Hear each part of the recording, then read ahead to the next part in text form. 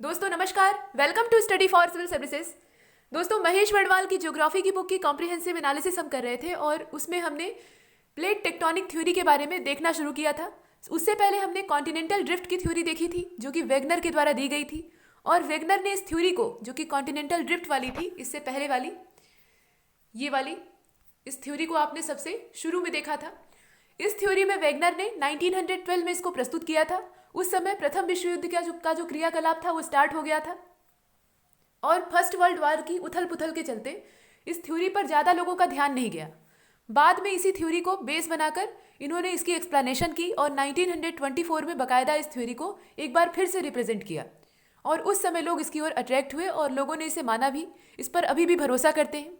और अब जो आप देखने जा रहे हैं इसके बाद वाली, मतलब प्लेट टेक्टोनिक थ्योरी, उसे देने वाले दूसरे साइंटिस्ट थे, लेकिन बेस वेगनर की थ्योरी ही थी। मतलब वेगनर की जो कॉन्टिनेंटल ड्रिफ्ट की थ्योरी है उस पर पूरा यकीन किया गया था और उसी को मॉडर्न रूप में नए अंदाज में प्रस्तुत किया गया था।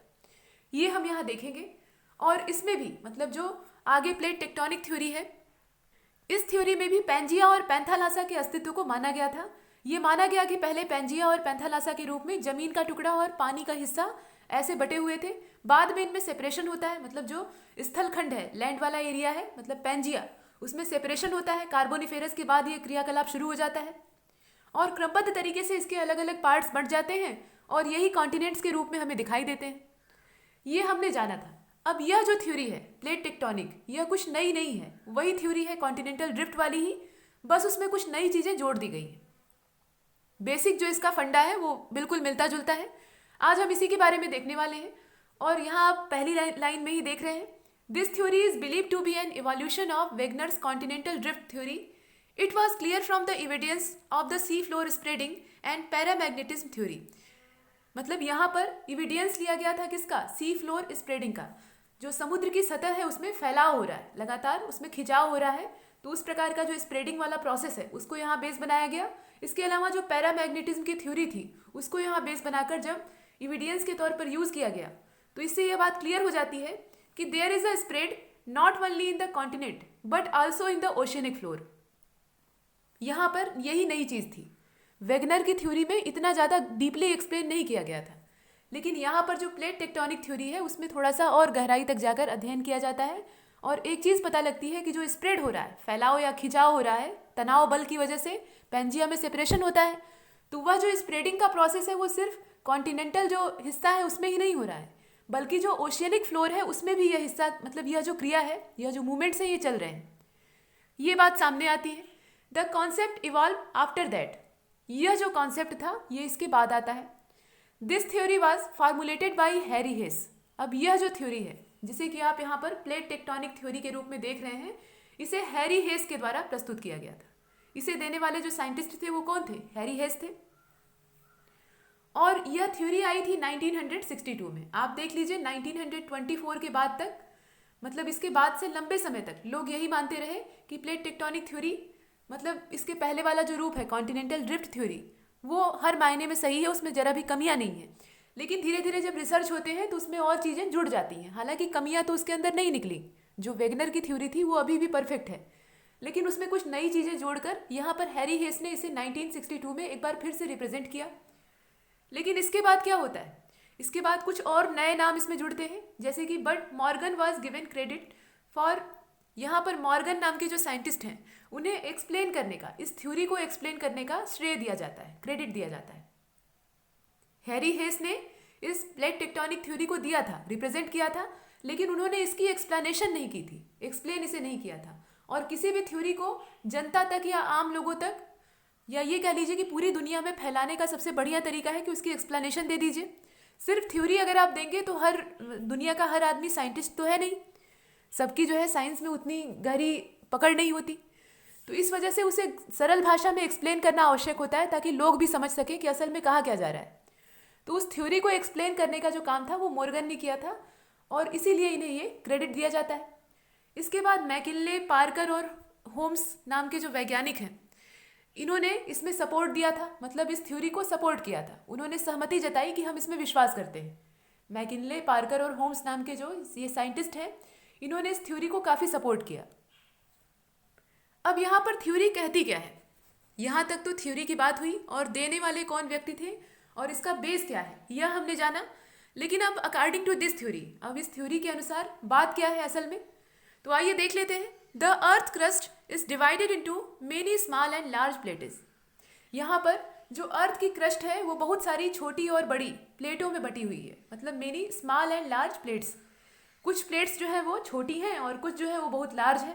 इस प्रकार की छोटी बड़ी प्लेटों में हमारी अर्थ की जो ऊपर की क्रस्ट है, मतलब भू परपटी है, वो बटी हुई है, सेपरेटेड है। These plates are form of the lithosphere of 100 kilometres thickness and float over asthenosphere. यह जो प्लेट है यह लिथोस्फीयर पर 100 किलोमीटर की जो थिकनेस है, मोटाई है, उसमें फैली हुई है। मतलब इनका जो स्ट्रक्चर है उसको बताने की कोशिश की गई है। यह लिथोस्फीयर में है और लिथोस्फीयर में किस प्रकार से 100 किलोमीटर की थिकनेस पर, मतलब इतनी थिकनेस तक इन प्लेटों का अस्तित्व है और ये फ्लोट कर रही हैं, मतलब तैर रही हैं। अब तैर किस पर रही हैं, तो एस्थेनोस्फीयर पे, जो इसके नीचे वाली लेयर है उस पर ये फ्लोट कर रही हैं, तैर रही हैं। मतलब ये चलायमान है, कहने का मतलब ये है, ये मूवेबल है, इसमें मूवमेंट हो रहे हैं और लगातार परिवर्तन अभी भी जारी है। Which is made entirely of Seema and it is of relatively high density. अब यह जो एस्थेनोस्फीयर है ये बना कैसे है, यह सीमा से बना हुआ है। सीमा का मतलब क्या, इससे पहले हम लोगों ने अर्थ के अंदर का जो स्ट्रक्चर था, इनर स्ट्रक्चर, उसके बारे में देखा था। यहाँ पर SI का मतलब है सिलिकॉन और Ma का मतलब है मैग्नीशियम। तो यह जो एस्थेनोस्फीयर की लेयर है यह सीमा से बनी हुई है, मतलब इसमें मैक्सिमम जो अमाउंट में पाया जाने वाला एलिमेंट है वो सिलिकॉन और मैग्नीशियम है और इसकी डेंसिटी रिलेटिवली हाई है। कहने का मतलब ये है कि इसकी डेंसिटी किसकी तुलना में हाई है, जो लिथोस्फीयर था उसकी तुलना में। मतलब एस्थेनोस्फीयर की जो डेंसिटी है वो लिथोस्फीयर की तुलना में कहीं ज़्यादा हाई है, इसकी डेंसिटी ज़्यादा अमाउंट में है और इसमें मैक्सिमम अमाउंट में पाए जाने वाले जो एलिमेंट्स हैं वो सिलिकॉन और मैग्नीशियम है। तो इन्होंने ये कहा प्लेट टेक्टोनिक थ्योरी में, जो वेगनर की थ्योरी थी उसको तो जोड़ ही दिया, उसके बाद ये भी बोल दिया कि अर्थ की क्रस्ट जो है वो अलग अलग छोटी बड़ी प्लेटों में डिवाइड है और ये जितनी भी प्लेटें हैं ये अर्थ की क्रस्ट का हिस्सा है। मतलब ये लिथोस्फीयर वाली क्षेत्र में पाई जाती हैं और ये 100 किलोमीटर तक की थिकनेस वाली हो सकती है। मतलब इनकी जो थिकनेस है वो 100 किलोमीटर तक हो सकती है और ये फ्लोट कर रही है, मतलब तैर रही है। और तैर किस पर रही है, लिथोस्फीयर पर रही है, माफ़ कीजिएगा एस्थेनोस्फीयर पर रही है। इनकी जो फ्लोटिंग है वो एस्थेनोस्फीयर पर हो रही है और एस्थेनोस्फीयर वाला जो पार्ट है वह कैसा है, उसकी डेंसिटी लिथोस्फीयर की तुलना में ज़्यादा है, ये हमने देखा। और यह मेनली किससे बना हुआ है, तो यह सीमा से बना हुआ है, मतलब इसमें सिलिकॉन और मैग्नीशियम इन दोनों एलिमेंट्स की बहुतायत है, मेजॉरिटी है और इसी वजह से इसकी डेंसिटी जो है वो ज़्यादा हाई है। अब इसके बाद यहाँ पर नासा का कुछ रिसर्च है उसको देख लेते हैं। अकॉर्डिंग टू नासा, ये अमेरिकन स्पेस एजेंसी है, आप जानते हैं, the number of plates has been stated as 100। NASA के अकॉर्डिंग अगर हम माने, मतलब नासा की बात पर भरोसा करें, तो प्लेट्स का जो नंबर है वो कितना है, 100 के अराउंड है, मतलब 100 के आसपास है। So far only 7 major and 20 minor plates, इसमें से 7 जो है वो मुख्य है और 20 जो है वो, मतलब 7 जो है वो बड़ी प्लेटें हैं और 20 जो है वो छोटी प्लेटें हैं, हैव बीन आइडेंटिफाइड, जिन्हें कि अभी तक आइडेंटिफाइड किया जा चुका है, मतलब पहचाना जा चुका है। वैसे तो इनकी संख्या 100 के आसपास है ऐसा नासा का कहना है, लेकिन उसमें से जितने की पहचान की गई है वो कुल मिलाकर 27 प्लेटें हैं। 7 जो है वो मेजर है और 20 जो है वो माइनर है। अब जो 7 प्लेटें हैं, जो 7 मेजर प्लेट्स हैं, उनके बारे में देख लेते हैं। तो the 7 major plates are as follows. यहाँ पर जो 7 मेजर प्लेट्स हैं उनके बारे में देख लीजिए। पहली है नॉर्थ अमेरिकन प्लेट, पहली जो प्लेट है वो नॉर्थ अमेरिकन प्लेट है। दूसरी जो है वो अफ्रीकन प्लेट है। तीसरी जो है वो यूरेशियन प्लेट है। यहाँ पर यूरोप और एशिया दोनों शब्द जो है वो आपस में मिले हुए हैं, तो ये यूरेशियन प्लेट है। चौथी जो है वो इंडो ऑस्ट्रेलियन प्लेट है। पांचवी पैसिफिक प्लेट है, पैसिफिक की अपनी एक अलग प्लेट है। इसी प्रकार से अंटार्कटिका प्लेट है और साउथ अमेरिकन प्लेट है। ये कुल मिलाकर 7 मेजर प्लेट्स हैं जो कि नासा के द्वारा आइडेंटिफाई की गई हैं और कुल मिलाकर इनकी टोटल संख्या कितनी है, 100 है। लेकिन उसमें से सिर्फ 27 की ही अभी तक पहचान हो पाई है। बाकी जितनी प्लेटें हैं उनको अभी तक सही तरीके से, मतलब यहाँ पे लोकेट नहीं किया जा सका है, या ये कहिए कि आइडेंटिफाई नहीं किया गया है। ये हम देखते हैं। अब ये जो 7 प्लेटें हैं, जरा इनका चित्र देख लीजिए, ये दिखती कैसी है। अर्थ के सरफेस पर, या जो अर्थ का पूरा ग्लोब वाला स्ट्रक्चर है उस पर इन प्लेटों को किस प्रकार से रिप्रेजेंट किया जाता है ये हम देखेंगे। तो आइए चित्र के माध्यम से देख लेते हैं। दोस्तों ये जो फिगर आप देख रहे हैं ये हमारी अर्थ का पूरा जियोइड शेप यहाँ दर्शाया गया है और इसमें अलग अलग रंगों से विभिन्न प्लेटों को रिप्रेजेंट किया गया है। अलग अलग डिफरेंट टाइप के कलर्स आप देख रहे हैं। तो इनके नाम देख लीजिए। देखिए यहाँ पर ये बीच में आपको अफ्रीकन प्लेट दिख रही है। जो 7 मेजर प्लेट्स हैं उनके बारे में हम देखने वाले हैं। तो यहाँ अफ्रीकन प्लेट है। इसके बाद ऑस्ट्रेलियन प्लेट यहाँ कोने में आपको दिख रही है। ये हमारी इंडियन प्लेट है। और ये देख रहे हैं छोटी सी हरे रंग की, ये ग्रीन कलर वाली जो ग्रीनिश प्लेट आपको दिख रही है ये अरेबियन प्लेट है। और ये बड़ी वाली जो प्लेट आपको दिख रही है ये यूरेशियन प्लेट है। ये पूरा बड़ा सा हिस्सा रेड कलर का। इसके बाद ये फिलीपीन सी वाली प्लेट है। ये कोने में छोटी सी जो है, मतलब इसको अगर दर्शाना चाहें आप तो ये वाला जो एरिया है। और ये येलो कलर की आपको दिख रही है ऑस्ट्रेलियन प्लेट है। और इधर जो है ये पर्पल वाली इंडियन प्लेट है। ये अफ्रीकन प्लेट है बीच में बड़ी सी। ये साउथ अमेरिकन प्लेट है, ग्रीन कलर से यहाँ पर इसे रिप्रेजेंट किया गया है। इसके अलावा ये नॉर्थ अमेरिकन प्लेट है। ये क्रीम कलर से या लाइट येलो कलर से इसको रिप्रेजेंट किया गया है। इसी में बीच में एक छोटा सा रेड कलर वाला एरिया आप यहाँ पर देख पा रहे हैं, ये वाला एरिया। तो ये वाला एरिया क्या है? ये कैरिबियन प्लेट है। ये बीच में घुसी हुई है। और इसके जस्ट बगल में आप देखिएगा यहाँ पर ये जो पर्पल वाला क्षेत्र है ये कोकोस प्लेट है। ये माइनर प्लेट वाली चीज़ें हैं। जो मेजर प्लेट्स हैं वो तो साथ ही हैं, लेकिन जो माइनर प्लेट है उनकी संख्या इनसे ज़्यादा है, वो 20 के आसपास है। और कुल इनका टोटल अमाउंट कितना है? 100 है। और नीचे आप ये पूरा ग्रे वाला एरिया देख रहे हैं, ये अंटार्कटिका प्लेट है, बहुत बड़ी है। नीचे आप इसे देख रहे हैं, ये मेजर प्लेट में आती है। इसमें जिन बड़ी बड़ी प्लेटों को हम देख रहे हैं वो क्या है? मेजर प्लेट्स हैं। और उनकी टोटल संख्या 7 है। ये नासा का डिवीज़न है। इसके बाद इधर आप देख रहे हैं ये वाला बड़ा सा एरिया, ये पैसिफिक प्लेट है। ये मेजर प्लेट का हिस्सा है। ये नॉर्थ अमेरिकन प्लेट है। और बीच में छोटी छोटी जो माइनर प्लेट्स हैं वो घुसी हुई हैं। जैसे कि यहाँ पर 2 प्लेट छोटी छोटी सैंडविच हैं बीच में, एक तो कोकोस वाली है और दूसरी कैरेबियन प्लेट है। तो इस प्रकार की प्लेटों में अर्थ के क्रस्ट को बांट कर देखा गया है। और टेक्टोनिक मूवमेंट को हम तभी सही तरीके से रिप्रेजेंट कर सकते हैं या उसका पूरा व्याख्या कर सकते हैं, एक्सप्लेनेशन कर सकते हैं। ये प्लेटों को आपने देखा, जितनी भी हैं आपके सामने हैं। ये इनका ओवरऑल एक फिगर था। अब थोड़ा सा जानकारी अपने कोर्सेज के बारे में ले लेते हैं, उसके बाद चलते हैं आगे। दोस्तों हमारे पेड कोर्सेज अलग अलग सिविल सेवा परीक्षाओं के लिए संचालित हो रहे हैं, जिसमें यूपीपीएससी, एमपीपीएससी और बीपीएससी द्वारा कंडक्ट किए जाने वाले एग्जाम्स हैं। इसके अलावा यूपीएससी के लिए भी इसे लॉन्च किया गया है और ये सारे कोर्सेज टेलीग्राम के जरिए चलाए जाते हैं। अगर आप इन्हें ज्वाइन करना चाहते हैं और घर बैठे अपनी पूरी प्रिपरेशन करना चाहते हैं तो आप नीचे दिए गए जो नंबर है उन पर संपर्क कर सकते हैं। इसके अलावा फ्री इनिशिएटिव के बारे में आप जानते ही हैं। यूट्यूब से बढ़िया माध्यम कुछ है नहीं। वहाँ पर हमारे वर्तमान में 4 चैनल चल रहे हैं। तो उन चारों चैनलों से आप जुड़े रहिए, वीडियोस को देखिए और उसके बाद उससे नोट्स बनाइए। अगर अच्छा लगता है तो लाइक करिए। अगर कोई कमी महसूस होती है तो कमेंट में लिखिए, आप बताइए कि आपको किस तरह का वीडियो चाहिए। ये सब बातें हैं। और इसके अलावा टेलीग्राम का जो चैनल है हमारा उसको ज्वाइन कर लीजिए, फ्री वाले में एक तो स्टडी फॉर सिविल सर्विसेज के नाम से टेलीग्राम पे चैनल है और दूसरा only UPPSC by study for civil services इस नाम से है। तो इन दोनों चैनलों को, इसके अलावा और भी कई हैं, लेकिन ये 2 मुख्य हैं। यहाँ पर जितनी भी इन्फॉर्मेशन है वो आपसे शेयर की जाती है, चाहे वो एग्जाम से रिलेटेड हो या फिर हमारे चैनल के रिगार्डिंग हो। तो आइए चलते हैं आगे। इन सारे चैनलों से आप जुड़े रहेंगे तो आप हमसे टच में रहेंगे और हमेशा जो जानकारियाँ हैं वो आप तक समय से पहुँचती रहेंगी। जो महत्वपूर्ण इसमें लघु प्लेटें हैं, मतलब स्मॉल साइज की जो प्लेट्स हैं या जो माइनर प्लेट्स हैं, वो कौन कौन सी हैं? तो अरेबियन प्लेट है, नाजका प्लेट है, कोकोस प्लेट है, फिलीपीन प्लेट है, कैरोलिन प्लेट है और फ्यूजी प्लेट है। अब अरेबियन प्लेट को आप यहाँ पर देख पा रहे हैं, ये है बीच वाली अरेबियन प्लेट। ये अरेबियन प्रायद्वीप का अधिकतर भाग है। इसके अलावा नाजका प्लेट है। नाजका प्लेट को आप यहाँ देख रहे हैं, ये छोटा सा। तो ये दक्षिणी अमेरिका और प्रशांत के बीच में है, मतलब पैसिफिक प्लेट। और जो साउथ अमेरिकन प्लेट है उसके बीच में ये सैंडविच है। ये दोनों मेजर प्लेट हैं, साउथ अमेरिकन प्लेट भी और जो पैसिफिक प्लेट है वो भी। इसके बीच में ये नाजका प्लेट है। इसी प्रकार से कोकोस प्लेट है, इसके जस्ट बगल में है। यहाँ पर इसके नॉर्थ में अगर हम देखें तो नॉर्थ अमेरिकन प्लेट है और पड़ोस में सटी हुई कैरिबियन प्लेट है।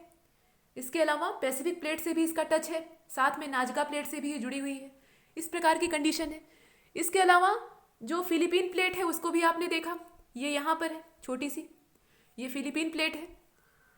तो फिलीपीन प्लेट ये कहाँ पर है? ये एशिया और प्रशांत के मध्य में है। ये एशिया वाला जो पोर्शन इधर वाला आप देख रहे हैं, और इधर वाला जो पैसिफिक प्लेट है वो यहाँ भी है और इधर भी इसका विस्तार है। ये जो पैसिफिक प्लेट है ये काफ़ी बड़ी है, तो इसलिए यहाँ पर दोनों से इसका टच है। यहाँ पर जो एशियन प्लेट है, यूरेशियन प्लेट आप कह लीजिए, और इसके अलावा जो पैसिफिक प्लेट है उससे ये जुड़ी हुई है। इसके अलावा कैरोलिन प्लेट है, कैरोलिन प्लेट के अलावा फ्यूजी प्लेट है। तो ये सब छोटी छोटी प्लेटें यहाँ पर दर्शाई गई हैं। इसमें से कुछ यहाँ रिप्रेजेंट नहीं की गई हैं और कुछ को रिप्रेजेंट किया गया है। और ये पूरा हमारी प्लेटों का स्ट्रक्चर था। जो मेन है उनको दर्शाया गया है। जो बड़ी वाली है उन्हें तो आप देख ही रहे हैं, जो छोटी छोटी माइनर प्लेट्स हैं वो भी यहाँ पर रिप्रेजेंट की गई हैं। अब जरा सा वापस चलते हैं, जो PDF वाला पोर्शन है उसमें जो रिटन फॉर्मेट में दिया है उसको देख लेते हैं। आपने 7 जो मेजर प्लेट्स हैं उनके बारे में देख लिया है। ये कौन कौन सी थी? नॉर्थ अमेरिकन थी, अफ्रीकन थी, यूरेशियन थी, इंडो ऑस्ट्रेलियन थी। इसके अलावा पैसिफिक प्लेट थी जो कि काफ़ी बड़ी थी, अंटार्कटिका वाली भी बहुत बड़ी थी, और साउथ अमेरिकन प्लेट थी। इसके अलावा जो छोटी छोटी हैं उनका भी नाम आपने सुना है, जैसे कि among minor plates, नाजका plate, Cocos plate, Arabian plate, Philippine plate. इसके अलावा स्कॉटियन प्लेट है, कैरिबियन प्लेट है, सोमाली प्लेट है, बर्मीज प्लेट है। बहुत सारी है, मतलब इनकी संख्या नियर अबाउट 20 के आसपास है। वैसे तो अगर टोटल गिनेंगे तो 100 है। इनका पूरा टोटल अमाउंट 100 है, ऐसा नासा का कहना है। लेकिन सबका जो है आइडेंटिफिकेशन है वो अभी नहीं हो पाया है, इसलिए उनको हम यहाँ पर नहीं दर्ज करते हैं। अब यहाँ पर नीचे जो दूसरा पैराग्राफ है उसको देख लीजिए। टेक्टोनिकली द प्लेट बाउंड्रीज, ये जो प्लेटों की बाउंड्रीज होती हैं, मतलब इनकी जो तटवर्ती क्षेत्र होते हैं, सीमाएं होती हैं। अगर टेक्टोनिकली या प्लेट टेक्टोनिक थ्योरी के अकॉर्डिंग देखें तो जो प्लेटों की बाउंड्रीज होती हैं या प्लेटों का मार्जिन होता है, बॉर्डर जिसको आप कहते हैं, are most important from the point of view of geological actions. जितनी भी जियोलॉजिकल एक्टिविटीज़ होती हैं उनके पॉइंट ऑफ व्यू से यह दोनों, मतलब यह जो चीज़ें हैं, खासतौर पे प्लेट टेक्टोनिक थ्योरी में सबसे इंपॉर्टेंट चीज़ क्या है? यह जो मेजर और माइनर प्लेट्स हैं यही है। और इन प्लेटों में भी सबसे महत्वपूर्ण क्या होता है? इसका जो बॉर्डर होता है, किनारे का जो मार्जिनल एरिया होता है, उसकी बात की जा रही है। वह जियोग्राफिकल एक्शन या जो जितनी भी एक्टिविटीज़ होती हैं उनको समझने के लिए सबसे ज़्यादा इंपॉर्टेंट होता है। ये हमने यहाँ देखा। और भी चीज़ें हैं, seismic, volcanic and tectonic events. यहाँ पर जो सीस्मिक यानी भूकंप से संबंधित घटनाएं होती हैं, वॉल्केनिक एक्टिविटीज़ होती हैं, और जो टेक्टोनिक मूवमेंट्स होते हैं वह इन्हीं एजेस पर पाए जाते हैं। यह जो एजेस हैं यानी जो किनारे हैं, वहाँ पर इस प्रकार के जो इवेंट्स हैं वो अगर होते हैं यानी दिखाई देते हैं, पाए जाते हैं। Generally the edges of plates are divided into 3 types. अब यहाँ पर जो प्लेट्स हैं, जितनी भी प्लेटों के बारे में हमने देखा, उनकी एजेस को, उनके किनारों को हम 3 प्रकार में बांट कर देखते हैं। और ये 3 प्रकार कौन कौन से हैं? तो पहला जो मार्जिन है वो कंस्ट्रक्टिव मार्जिन है, दूसरा जो है वो डिस्ट्रक्टिव मार्जिन है। एक जो है निर्माणकारी किनारा होता है और दूसरा जो है विनाशी किनारा होता है, मतलब वो विनाश करने वाले मार्जिन होते हैं, वहाँ पर डिस्ट्रक्शन का प्रोसेस होता है। इसके अलावा तीसरा और प्रकार है इसमें, तीसरा जो टाइप है इसका वो है कंजर्वेटिव मार्जिन। तो इन तीनों मार्जिन के बारे में या तीनों एजेस के बारे में हम देखने वाले हैं, जो कि टेक्टोनिक प्लेट्स के ही एजेस होते हैं। अलग अलग प्रकार के होते हैं, इनकी प्रकृति जो नेचर है वो डिफरेंट टाइप का होता है, इसलिए नाम भी अलग अलग है। तो सबसे पहले आप देख लीजिए जो कंस्ट्रक्टिव मार्जिन है उसके बारे में। अब यह जो कंस्ट्रक्टिव मार्जिन है यह असल में रचनात्मक होती है। यह रचना करने का काम करती है, क्रिएट करती है, ये डिस्ट्रॉय नहीं करती, इसलिए इसे रचनात्मक प्लेट भी कहा जाता है। और ऐसा कब होता है? जब 2 प्लेट एक दूसरे से विपरीत दिशा में प्रवाहित होने लगती है। 2 प्लेट जो है वो एक दूसरे से डिस्प्लेसमेंट उनमें होता है। हमने ये पहले ही देखा है कि जब पेंजिया में सेपरेशन होता है तो उसमें दोनों जो गोंडवाना लैंड और लॉरेंशिया है, मतलब अंगारा लैंड, वो एक दूसरे के अपोजिट डायरेक्शन में, एक नॉर्थ की ओर और दूसरा जो है वो साउथ की ओर बह जाता है या तैरने लगता है। दोनों में दूरी बढ़ती है और उसके बाद इनमें भी डिवीजन होता है। तो यहाँ भी वही चीज़ें हैं। यह जो प्लेट है, मतलब इस प्रकार की जो कंस्ट्रक्टिव मार्जिन वाली प्लेटें हैं, यहाँ पर क्या होता है?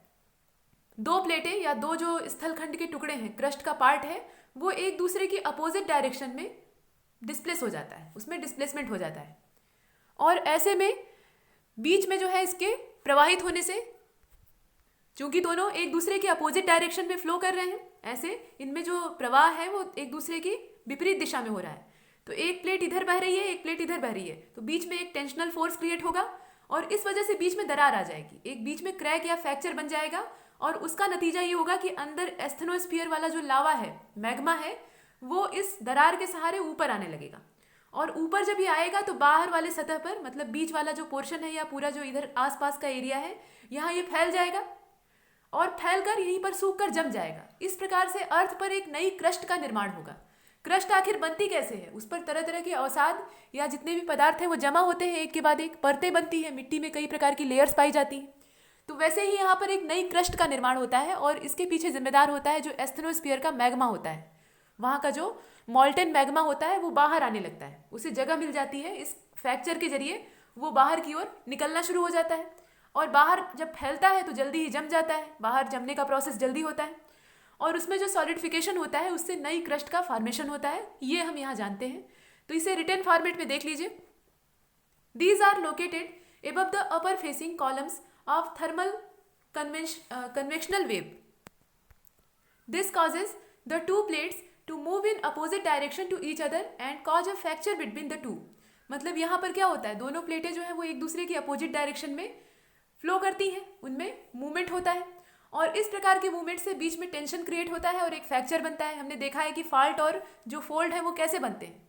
फाल्ट का निर्माण इसी प्रकार से होता है, दो चीज़ें या दो जो प्लेट के हिस्से हैं वो एक दूसरे के अपोजिट डायरेक्शन में अगर मूवमेंट करेंगे तो बीच में गैप बनेगा और तनाव जब बढ़ेगा तो बीच में फ्रैक्चर हो जाएगा, दरार बन जाएगी और वहीं जो क्रैक होता है वहाँ से एस्थेनोस्फीयर का जो मैग्मा है, magma of asthenosphere to rise up and solidifying building a new earth crust, वह जो एस्थेनोस्फीयर का हॉट और मॉल्टेन मैग्मा है वो बाहर आता है और बाहर आकर उसमें सॉलिड होने की प्रक्रिया होती है और एक नई क्रस्ट का फॉर्मेशन होता है। ये प्रक्रिया है, तो इसी वजह से इसे कंस्ट्रक्टिव मार्जिन कहते हैं। क्यों कहते हैं? क्योंकि इससे कंस्ट्रक्शन होता है। किस चीज़ का कंस्ट्रक्शन हो रहा है? तो यह जो नई अर्थ पर क्रस्ट बन रही है, यह क्या है? एक तरह का कंस्ट्रक्शन ही तो है। तो इस प्रकार की लेयर ये बनाता है, इस वजह से ये जो मार्जिन होता है इन प्लेटों का, ये यहाँ पर कंस्ट्रक्टिव मार्जिन कहलाता है। These place edges are called constructive edges and such plates are called divergent plates. यहाँ पर जो मार्जिन होता है यानी जो एज होती हैं, इसकी किनारे होते हैं इन प्लेटों के, उन्हें हम कंस्ट्रक्टिव एजेस कहते हैं, पहली चीज़। और यह जो प्लेटें होती हैं जिनके किनारे की हम बात कर रहे हैं इतनी देर से, इस प्रकार की जो ये टेक्टोनिक प्लेट्स होती हैं, इनको हम डाइवर्जेंट प्लेट कहते हैं या डाइवर्जेंट प्लेट्स कहते हैं बहुवचन के रूप में। तो ये तो हमने देखा कंस्ट्रक्टिव मार्जिन के बारे में और इसमें हमें यही पता लगा कि जब दो प्लेटें एक दूसरे से दूर बह कर जाती हैं या डिस्प्लेस करती हैं, मतलब विस्थापन उसमें होता है, तो बीच में एक फ्रैक्चर क्रिएट होता है और जब बीच में फ्रैक्चर बनता है तो अंदर जो एस्थेनोस्फीयर का मैग्मा है वो ऊपर की ओर आकर क्रस्ट पर फैलने लगता है। इस प्रकार से एक नई अर्थ की क्रस्ट का फॉर्मेशन होता है और यही जो नई अर्थ की क्रस्ट है, यही यहाँ पर कंस्ट्रक्शन है नए तरीके का। और यही वजह है कि इस मार्जिन को या इस जो दोनों प्रकार की एजेस हैं, इन्हें हम कंस्ट्रक्टिव एजेस कहते हैं और यह जो दोनों प्लेटें हैं इन्हें डाइवर्जेंट प्लेट्स कहते हैं। ये तो इनकी परिभाषा हुई। इसके बाद दूसरा देखते हैं जो कि है डिस्ट्रक्टिव। नाम से स्पष्ट है, यहाँ पर डिस्ट्रक्शन होगा यानी विनाश होगा। अब विनाश किस तरह का है? तो इसमें होता क्या है, these are located above the downward column of thermal convectional waves और this cause the two plates to converge. यहाँ एक एक वर्ड को ध्यान से देखिएगा, दिस काज या this causes the two plates to converge. यहाँ पर दो प्लेट्स जो है वो क्या होती हैं, कन्वर्ज होती हैं और कोलाइड करती हैं, उनमें आपस में टकराव होता है। इसका मतलब क्या है कि वो एक दूसरे की ओर आ रही हैं, उनमें जो प्रवाह है, विस्थापन हो रहा है, डिस्प्लेसमेंट हो रहा है, वो कैसा हो रहा है, एक दूसरे की डायरेक्शन में हो रहा है, सेम डायरेक्शन में हो रहा है। और दो चीज़ें जब एक दूसरे के और तेज गति से बहकर आएंगी तो उसमें क्या होगा, बीच में कोलाइजन होगा और वही चीज़ यहाँ लिखी हुई है, ये आपस में कोलाइड करती है। और in this process the plate of higher density, जो हाई डेंसिटी वाली प्लेट होती है, दो तरह की प्लेटें होती हैं तो स्वाभाविक है कि दोनों की डेंसिटी जो है वो इक्वल नहीं होगी, दोनों का जो घनत्व है, डेंसिटी है, वो बराबर नहीं होगा। उसमें से एक की डेंसिटी जो है वो हाई होगी और दूसरे की डेंसिटी लो होगी। और यही वजह होती है कि जिस प्लेट की डेंसिटी यहाँ पर हाई होती है, वह जो लो डेंसिटी वाली प्लेट है उसके नीचे छेपित हो जाती है यानी दब जाती है। यहाँ पर सबसाइड जो शब्द लिखा हुआ है, इसका मतलब यही है कि जो हाई डेंसिटी वाली प्लेट है वो जो लो डेंसिटी वाली प्लेट होती है उसके नीचे ऐसे छेपित हो जाती है अर्थात दब जाती है। इसको आप फिगर के जरिए देख लीजिए। मान लीजिए ये दोनों प्लेटें हैं, दो तरह की प्लेटें हैं, एक की डेंसिटी ज़्यादा है, इसकी जो है मैक्सिमम है, और इसकी जो है ये मिनिमम है। तो इसमें होगा क्या, दोनों एक दूसरे की ओर यहाँ पर मूवमेंट कर रही हैं, दोनों में डिस्प्लेसमेंट हो रहा है, तो एक समय ऐसा आएगा कि दोनों में टकराव होगा, और दोनों में जब टकराव होगा तो ये जो मैक्सिमम डेंसिटी वाली प्लेट है ये मिनिमम वाले के नीचे दब जाएगी, मतलब ये मिनिमम वाली इसके ऊपर ऐसे चढ़ जाएगी, जिसकी डेंसिटी कम है वो ऊपर आ जाएगी और जिसकी डेंसिटी ज़्यादा है वो नीचे दब जाएगी। ये यहाँ पर होता है, इस प्रकार से डिस्ट्रक्शन होता है, और वही चीज़ हम यहाँ देख रहे हैं। और this area is called Benioff zone because here the plate is destroyed. यहाँ पर प्लेट्स हैं उनका डिस्ट्रक्शन होता है, इसलिए इसे बेनियोफ जोन के नाम से जानते हैं। और it is called a destructive edge. ये जो प्लेटों की एजेस हैं उन्हें हम डिस्ट्रक्टिव एजेस के नाम से जानते हैं, इसलिए क्योंकि इनमें डिस्ट्रक्शन हो रहा है, विनाश हो रहा है। एक प्लेट दूसरी प्लेट के नीचे दब रही है तो यहाँ निर्माण की प्रक्रिया नहीं हो रही है, कोई कंस्ट्रक्शन नहीं हो रहा है। इससे पहले हमने देखा कि मैग्मा बाहर आता है, जमता है और नई क्रस्ट बनती है। यहाँ पर ऐसा कुछ नहीं हो रहा है, बल्कि जो जमीन का टुकड़ा है वही नीचे छेपित हो जा रहा है, यानी दब जा रहा है, उसका वहाँ से विनाश हो जा रहा है। हालांकि वो बेकार नहीं होता, उससे मैग्मा तैयार होता है। वो नीचे दबता है तो नीचे हाई प्रेशर और टेम्परेचर उसको मिलता है और वो पिघल जाता है, उसमें मेल्टिंग का प्रोसेस होता है और वही एस्थेनोस्फीयर में जाकर मैग्मा बन जाता है। बाद में वही मैग्मा ऊपर आता है तो फिर नई क्रस्ट बनती है। तो ये प्रक्रिया एक दूसरे से सर्कुलर तरीके से जुड़ी हुई है। इनमें जो प्रोसेस है वो एक के बाद एक दूसरे से अटैच है। तो विनाश तो नहीं होता, असल में अगर देखें तो सही में डिस्ट्रक्शन नहीं होता, लेकिन यहाँ पर जो सामयिक हम देखते हैं, तत्काल वाला तात्कालिक कारण देखते हैं, तो उसमें हमें पता लगता है कि प्लेटों का विनाश तो हो रहा है। ये बात अलग है कि वो बाद में मैग्मा बनती हैं और मैग्मा बनने के बाद बाहर निकलती हैं, जब उनका इरप्शन होता है तो उसके बाद नई क्रस्ट फिर से तैयार हो जाती है, लेकिन उस समय उनका विनाश हुआ है। ये यहाँ ध्यान में रखने वाली बात है, और यही वजह है कि प्लेट्स जो है यहाँ डिस्ट्रॉयड होती हैं, और डिस्ट्रॉय होने की वजह से इन एजेस को डिस्ट्रक्टिव एज कहा जाता है। और यह जो प्लेटें हैं इन्हें कन्वर्जेंट प्लेट कहते हैं। यह जो प्लेट है इन्हें कन्वर्जेंट प्लेट के नाम से जानते हैं, और यह जो एजेस हैं इन्हें डिस्ट्रक्टिव एज के नाम से संबोधित करते हैं। और यहाँ हम देख रहे थे डिस्ट्रक्टिव मार्जिन को, इसमें प्रोसेस जो है उसको समझ लीजिए। इससे पहले हमने कंस्ट्रक्टिव मार्जिन को देखा था, तो उसमें दोनों प्लेटों की जो मूवमेंट है वो एक दूसरे की अपोजिट डायरेक्शन में हो रही है, डिस्प्लेसमेंट हो रहा है, तो वो एक दूसरे से दूर हट रही है। अब दूर हटेंगी तो बीच में तनाव उत्पन्न होगा, टेंशन क्रिएट होगा और एक फ्रैक्चर बन जाएगा। उस फ्रैक्चर से अंदर जो एस्थेनोस्फीयर का मैग्मा है वो बाहर आकर क्रस्ट पर फैलने लगेगा। इस प्रकार से वो उस गैप को भी भर देगा और वहाँ पर नई क्रस्ट का फॉर्मेशन भी होगा, एक नई लेयर बन जाएगी। तो इस प्रकार का कंस्ट्रक्शन होता है। इस वजह से जो कंस्ट्रक्टिव मार्जिन है ये इनका नाम है, और इन एजेस को कंस्ट्रक्टिव एजेस कहा जाता है, और यह जो प्लेट्स हैं इन्हें डाइवर्जेंट प्लेट्स कहा जाता है। ये हमने देखा था। और यहाँ पर जो डिस्ट्रक्टिव मार्जिन है इसमें ठीक अपोजिट चीज़ होती है। इसमें दोनों प्लेटें एक दूसरे की ओर मूवमेंट करती हैं, डिस्प्लेसमेंट एक दूसरे की डायरेक्शन में होता है, और इसका नतीजा होता है कि एक समय ऐसा आता है कि ये आपस में टकराती हैं, और इसमें जिस प्लेट की डेंसिटी हाई रहती है वो लो डेंसिटी वाली प्लेट के नीचे दब जाती है, उसमें नीचे धंसने की घटना होती है, और उसके ऊपर जो लो डेंसिटी वाली प्लेट है वो चढ़ जाती है। इस प्रकार से जो हाई डेंसिटी वाली प्लेट है उसका मैक्सिमम पार्ट वहाँ पर डिस्ट्रॉयड हो जाता है, मतलब उसमें विनाश की घटना होती है। और यही वजह है कि इनके जो किनारे हैं इन्हें, मतलब जो एजेस हैं इन्हें डिस्ट्रक्टिव एजेस कहा जाता है, और इस प्रकार की जो प्लेटें हैं उन्हें कन्वर्जेंट प्लेट के नाम से जानते हैं। अब यहाँ पर जो कन्वर्जेंट प्लेट्स हैं उनमें किस प्रकार का इंटरेक्शन होता है ये जान लीजिए, और ये 3 तरीकों से होता है। यहाँ पर आप देख रहे हैं convergent plates can interact in following 3 ways. किस प्रकार का इंटरेक्शन है तो देख लीजिए। पहला जो है इसमें, when one of the converging plates is a continental plate, मतलब दोनों प्लेटें एक दूसरे से टकरा रही हैं, 2 प्लेटें हैं वो एक दूसरे की ओर मूवमेंट कर रही हैं और उनमें कोलाइजन हो रहा है। ये बात तो समझ में आती है, लेकिन वो प्लेटें हैं किस प्रकार की, मतलब उनका जो प्रकार है वो कैसा है, वो कॉन्टिनेंटल प्लेट है या ओशियनिक प्लेट है, मतलब महाद्वीपीय प्लेट है या महासागरीय प्लेट है, यह भी यहाँ महत्वपूर्ण है। तो उसको यहाँ एक्सप्लेन करने की कोशिश की गई है। When one of the converging plates is an continental plate, मतलब दोनों जो आपस में कन्वर्जिंग प्लेट हैं उसमें से एक कॉन्टिनेंटल प्लेट होगी और दूसरी ओशियनिक प्लेट होगी। ये पहली सिचुएशन है।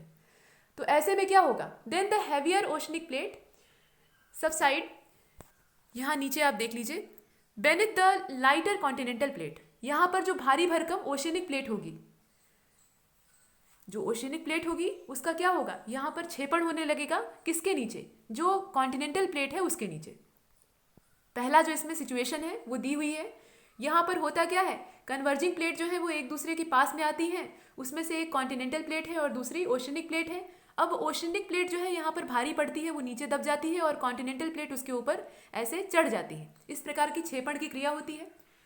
और इससे इसमें होता क्या है, तो through and due to weathering and deposition of sediments, यहाँ पे which form through and due to weathering and deposition of sediments, इस प्रकार की घटना होती है और फोल्ड माउंटेन्स आर फॉर्म, यहाँ पर जो वलित पर्वत है वो बनते हैं। इस प्रकार की जब क्रिया होती है, मतलब जो ओशनिक प्लेट है वो महाद्वीपीय प्लेटों यानी कॉन्टिनेंटल प्लेट्स के नीचे छेपित हो जाती है, दब जाती है, तो ऐसी कंडीशन में यहाँ पर फोल्ड माउंटेन्स क्रिएट होते हैं। ये वलित पर्वत बनते हैं, जैसे कि रॉकीज़ है और एंडीज़ है, ये सब क्या है, ये फोल्ड माउंटेन्स के एग्जाम्पल है। इसके बाद जो दूसरी सिचुएशन है उसको देख लीजिए। When both the plates are oceanic plate, अगर दोनों प्लेटें ओशनिक प्लेट हो तब क्या होगा। इससे पहले हमने देखा कि एक कॉन्टिनेंटल प्लेट थी और दूसरी ओशनिक प्लेट थी, लेकिन यहाँ पर दोनों ही ओशनिक है। तो ऐसी कंडीशन में जब दोनों का नेचर एक जैसा है तो इसमें हम ये देखेंगे कि किसकी डेंसिटी ज़्यादा है और किसकी डेंसिटी कम है। तो जिसकी डेंसिटी ज़्यादा होगी, मतलब वो ज़्यादा डेंसिटी वाली होगी, तो वो नीचे दब जाएगी, और जिसकी डेंसिटी कम होगी वो ऊपर चढ़ जाएगी, मतलब उसमें ऊपर चढ़ने की क्रिया होगी। इस प्रकार का प्रोसेस होगा। यहाँ आप उसे लिखा हुआ देख सकते हैं। देन कंपेयर,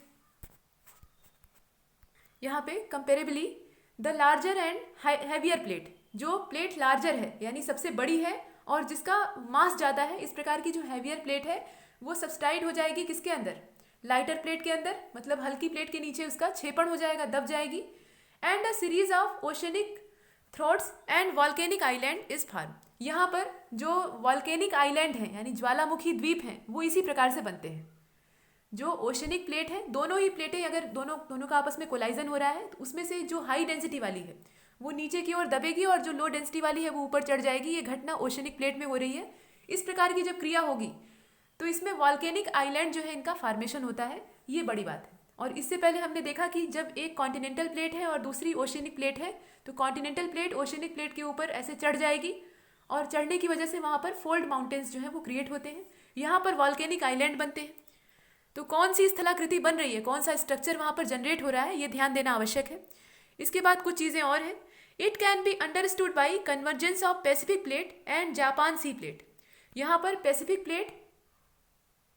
प्लेट और जापान सी प्लेट, जिसे कि हम फिलीपीन प्लेट भी कहते हैं, इन दोनों का आपस में जब कन्वर्जेंस होता है, मतलब दोनों आपस में कोलाइड करती हैं, दोनों क्या है, ओशनिक प्लेट है, ये हम जानते हैं, और उसमें से जो भारी पड़ती है वो ऊपर नीचे दब जाती है और जो हल्की होती है वो ऊपर चढ़ जाती है।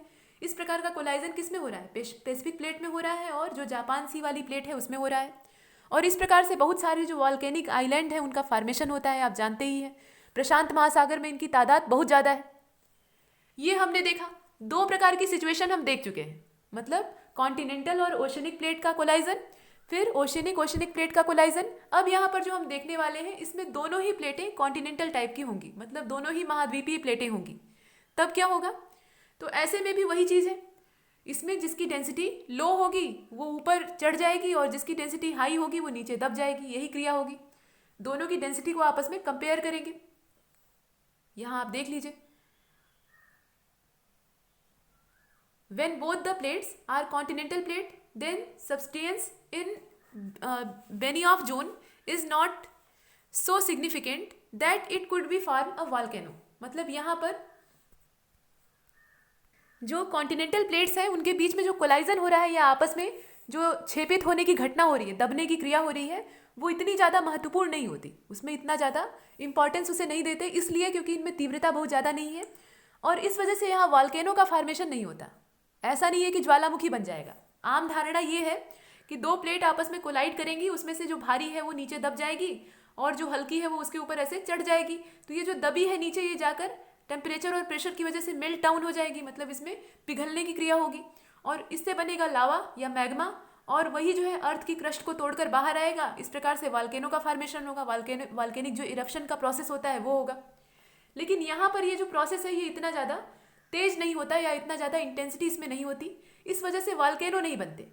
अब वॉल्केनो नहीं बनते तब इनका क्या महत्व है, तो but these areas are geographically unstable, यह जियोग्राफिकली अनस्टेबल होते हैं, मतलब इनमें स्थिरता नहीं होती, स्टेबिलिटी नहीं होती और इस प्रकार से जो संरचनाएं बनती हैं उसमें long chain of fold mountains was form.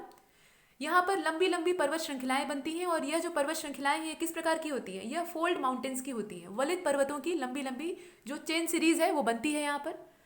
और एग्जाम्पल के तौर पे आप हिमालय को देख सकते हैं। हिमालय जो है वो इसी क्रिया के द्वारा बना हुआ है। दोनों जो कॉन्टिनेंटल प्लेट थी वो एक दूसरे की ओर मूव कर रही थी और मूवमेंट के परिणाम स्वरूप क्या हुआ, बीच में जो टेथिस सागर नाम की उथली जल संधि थी, मतलब वाटर वाला पोर्शन था, वो वहाँ पर ऊपर की ओर उठ गया, उसमें दबाव उत्पन्न हुआ, वो ऊपर की ओर ऐसे उठ गया और जो वलित पर्वत है यानी फोल्ड माउंटेन है उसका फॉर्मेशन हुआ, उसे हम वर्तमान में हिमालय के नाम से जानते हैं। और ये अस्थायी होता है, मतलब अस्थिर होता है, इसमें स्टेबिलिटी बहुत कम होती है। यही वजह है कि हिमालय के भी आकार प्रकार में, उसके शेप और साइज में लगातार बदलाव हो रहे हैं, ऊंचाई लगातार बदल रही है, उसमें वृद्धि हो रही है और ये परिवर्तन अभी चल रहे हैं। इसे हम भूकंप के द्वारा महसूस कर सकते हैं, समय समय पर अर्थक्वेक्स आते रहते हैं, तो ये इस बात का सूचक है कि अभी भी बदलाव जारी है। ये हमने देखा। तो कुल मिलाकर इसमें 3 प्रकार के मूवमेंट थे। ये जो डिस्ट्रक्टिव मार्जिन हम देख रहे थे इसके अंतर्गत ये आता था। यहाँ पर जो कन्वर्जेंट प्लेट हैं उनमें इंटरेक्शन किस प्रकार का होता है ये हम जानने की कोशिश कर रहे थे। पहला जो इंटरेक्शन था उसमें एक कॉन्टिनेंटल प्लेट थी और दूसरी ओशनिक प्लेट थी। ऐसे में ओशनिक प्लेट जो है वो नीचे दब जाती है और कॉन्टिनेंटल प्लेट उसके ऊपर चढ़ जाती है, ये हमने देखा। यहाँ पर भी फोल्ड माउंटेन्स बनते हैं, जैसे कि रॉकीज और एंडीज का निर्माण इसी प्रकार से हुआ है। दूसरा जो टाइप हमने देखा या दूसरी जो सिचुएशन हमने देखी उसमें हमने देखा कि दोनों ही प्लेट जो थी वो ओशनिक थी। तो ऐसी कंडीशन में हम ये देखते हैं कि किसकी डेंसिटी ज़्यादा है और किसकी डेंसिटी यहाँ पर लो है यानी कम है।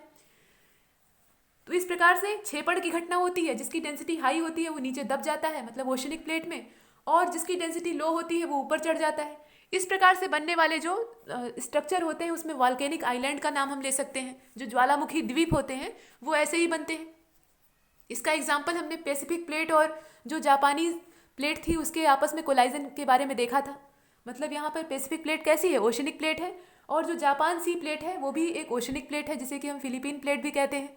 दोनों का आपस में कोलाइजन हो रहा था, इंटरेक्शन हो रहा था, और नतीजा क्या निकलता है कि वहाँ पर अनेक वॉल्केनिक आइलैंड जो है वो जनरेट होते हैं। हम जानते हैं पैसिफिक ओशियन में इस प्रकार के आइलैंड जो है वो मेजॉरिटी में पाए जाते हैं। वहाँ ज्वालामुखियों की बहुलता है, रिंग ऑफ फायर वहीं मौजूद है। इसके बाद तीसरा वाला जो कंडीशन था उसमें हमने देखा कि दोनों ही प्लेटें जो है वो कॉन्टिनेंटल प्लेट होती हैं और दोनों में आपस में इंटरेक्शन होता है। उसमें से जो लाइटर होती है यानी हल्की होती है वो ऊपर चढ़ जाती है और जो हैवियर होती है वो नीचे कोलैप्स कर जाती है, दब जाती है।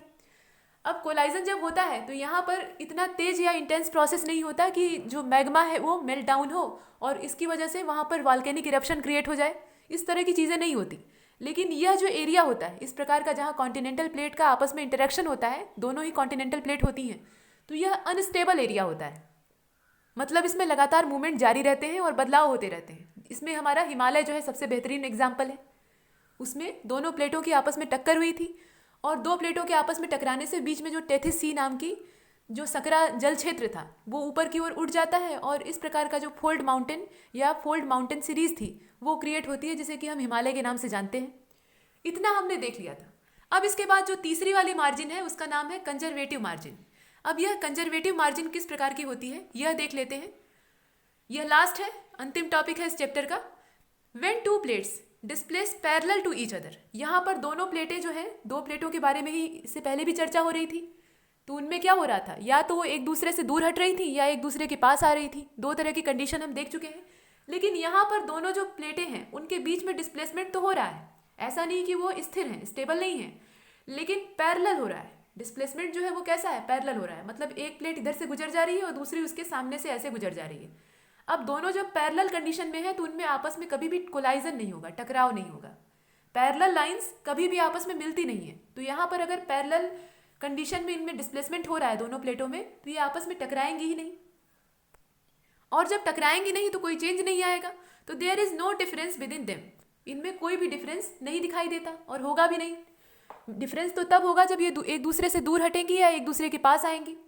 Hence it is called conservative margin, इसीलिए इसे संरचनात्मक किनारा कहते हैं, यानी कंजर्वेटिव मार्जिन के नाम से जानते हैं। यहाँ सब कुछ सुरक्षित रहता है, ये कंजर्व करके रखती हैं अपने आप को, एक दूसरे के पैरेलल निकल जाती हैं और इनमें आपस में न तो टकराव होता है न दूर जाने की क्रिया होती है। Here metamorphic fault occurs. अब इस प्रकार के जो कंजर्वेटिव मार्जिन होते हैं यहाँ पर क्या होता है, कुछ न कुछ तो बनता है। ऐसा नहीं है कि पैरेलल गुजर गई तो कुछ बनेगा ही नहीं। मूवमेंट हो रहा है तो कुछ न कुछ फॉर्मेशन जरूर होगा। कुछ यहाँ पर कंस्ट्रक्शन होगा, तो वो कंस्ट्रक्शन होता है मेटामार्फिक फॉल्ट के रूप में। ऐसे एरिया में या इस प्रकार के जो मार्जिनल एरिया होते हैं, एजेस होती हैं, यहाँ पर मेटामार्फिक फॉल्ट्स पाए जाते हैं। जैसे कि एग्जाम्पल के तौर पे आप देख लीजिए, सेंट एंड्रूज जो फॉल्ट है, सेंट एंड्रूज का जो फॉल्ट है ये कैलिफोर्निया में पाया जाता है, मतलब कैलिफोर्निया के पास में है। ये किस प्रकार का है? यह कंजर्वेटिव मार्जिन की वजह से ही बना हुआ है। मतलब इस प्रकार के जो किनारे होते हैं इनके आपस में संचलन से, आपस में जो इनके इंटरेक्शन होता है उससे ये बना है। और यहाँ पर जो इंटरेक्शन है वो कैसा होता है? पैरेलल तरीके से होता है, न तो कोलाइजन होता है, न एक दूसरे से दूर हटने का प्रोसेस होता है। इतना हमने देखा। यहाँ पर नई जो क्रस्ट है उसका फॉर्मेशन नहीं होता। नई क्रस्ट कब बनेगी? जब दोनों किनारे एक दूसरे से दूर जाएंगे। और न ही यहाँ पर जो छेपड़ की घटना है वो होती है, मतलब डिस्ट्रक्टिव वाला जो प्रोसेस था वो भी यहाँ पर नहीं होता। दोनों एक दूसरे की क्षैतिज दिशा में समांतर तरीके से गुजर जाती है, ये प्रोसेस यहाँ पर होता है। और इस प्रकार से बनते हैं जो मेटामार्फिक फॉल्ट है वो। और सेंट एंड्रूज का जो फॉल्ट है कैलिफोर्निया के पास, वो इसका अच्छा एग्जाम्पल है। यहाँ तक हमने प्लेट टेक्टोनिक थ्योरी को बाकायदा देखा है, और उसमें हमने जो प्लेट की टेक्टोनिक प्लेट्स की मूवमेंट थी उनके बारे में जाना, और ये प्लेटें आपस में किस प्रकार से इंटरेक्ट करती हैं इसको समझने की कोशिश की। और हमने देखा कि ये जो प्लेट टेक्टोनिक थ्योरी थी इसे हैरी हेस ने दिया था। और हैरी हेस ने ये समझाने का प्रयास किया कि बहुत सारी प्लेटें हैं, मतलब पैंजिया का जब सेपरेशन हुआ तो उसमें प्रारंभिक तौर पर 2 ही प्लेटें बनी, बाद में इनमें बहुत सारा डिवीज़न हो गया है। और इस बात की पुष्टि नासा ने भी कर दी। नासा ने बता दिया कि 100 के अराउंड प्लेट्स हैं वर्तमान में, जिसमें से कि अभी सभी को पहचाना नहीं जा सका है। सिर्फ जो 27 प्लेटें हैं उन्हीं की पहचान हो पाई है। उसमें से 7 जो है वो मेजर प्लेट्स हैं, और जो बाकी 20 रिमेनिंग है वो यहाँ पे माइनर प्लेट्स हैं। जो माइनर प्लेट है उनका भी फिगर हमने देखा था, और जो मेजर प्लेट्स हैं उनका भी फिगर हमने देखा था। मेजर कौन कौन सी थी? एक तो पैसिफिक वाली थी, दूसरी यूरेशियन प्लेट थी, अफ्रीकन प्लेट थी, इंडो ऑस्ट्रेलियन प्लेट थी जिसे कि न्यूजीलैंड के साथ जोड़कर भी देखा जाता है, अंटार्कटिक प्लेट थी, इसके अलावा नॉर्थ अमेरिकन प्लेट थी और साउथ अमेरिकन प्लेट थी। ये 7 मेजर टाइप की प्लेट्स थी। और जो छोटी छोटी प्लेट थी उनके बारे में भी हमने देखा था, जिसमें कि अरेबियन प्लेट थी, नाजका प्लेट थी, कोकोस प्लेट थी, फिलीपीन प्लेट थी। फिलीपीन प्लेट जो थी वहाँ पे पैसिफिक प्लेट और जो जापान, मतलब जापान वाली प्लेट है उसमें आपस में इंटरेक्शन हो रहा था। इसके बाद कैरोलिन प्लेट थी, फ्यूजी प्लेट थी। इस प्रकार से कुछ छोटी छोटी जो प्लेट्स थी उनका भी नाम लिया गया। ये सब कुछ हम देख चुके हैं। सबसे पहले हमने वेगनर की जो कॉन्टिनेंटल ड्रिफ्ट की थ्योरी थी वहाँ से शुरू किया था, और यहाँ पर हमने जो हैरी हेस का ये टेक्टोनिक मूवमेंट वाला प्रोसेस है यहाँ पर इसे ख़त्म किया। इसके साथ ही ये चैप्टर यही फिनिश होता है। अब जो नेक्स्ट हमारा चैप्टर है वो यहाँ पर होगा चैप्टर नंबर 7, जिसका नाम है अर्थक्वेक एंड सुनामी। अर्थक्वेक और सुनामी दोनों ही विनाशकारी होते हैं, दोनों से ही तबाही मचती है। भूकंप से कभी भी ऐसा नहीं होता कि कुछ नुकसान ना हो, कुछ न कुछ क्षति जरूर पहुंचती है। लेकिन यह क्या है? यह सब इंडोजेनिक फोर्सेस का ही हिस्सा है। इंडोजेनिक मूवमेंट जो होते हैं उसकी वजह से अर्थ की क्रस्ट पर बड़े बड़े बदलाव आते हैं। यह उबड़ खाबड़ बनाने वाले फोर्सेस होते हैं, आप जानते हैं। तो यहाँ पर अर्थक्वेक भी वही काम करते हैं, ये कंस्ट्रक्शन ही करते हैं। असल में यह कुछ नई चीज़ें बनाकर जाते हैं, लेकिन तत्कालिक रूप से हम इन्हें विनाश के तौर पर देखते हैं। वैसे ही सुनामी है। सुनामी का मतलब क्या? जो ओशनिक प्लेट होती है उसमें वाइब्रेशन क्रिएट होता है, वहाँ पर अर्थक्वेक जैसा प्रोसेस होता है, उसकी वजह से लहरें ऊंची ऊंची उठती हैं, बहुत ज़्यादा ऊंची होती हैं, और ये सुनामी के तौर पर देखी जाती हैं। तो चैप्टर नंबर 7 इसी पर डिपेंड रहने वाला है। इस वीडियो लेक्चर में इतना ही। सुनामी और भूकंप पर चर्चा होगी अगले वाले वीडियो में। तब तक के लिए नमस्कार।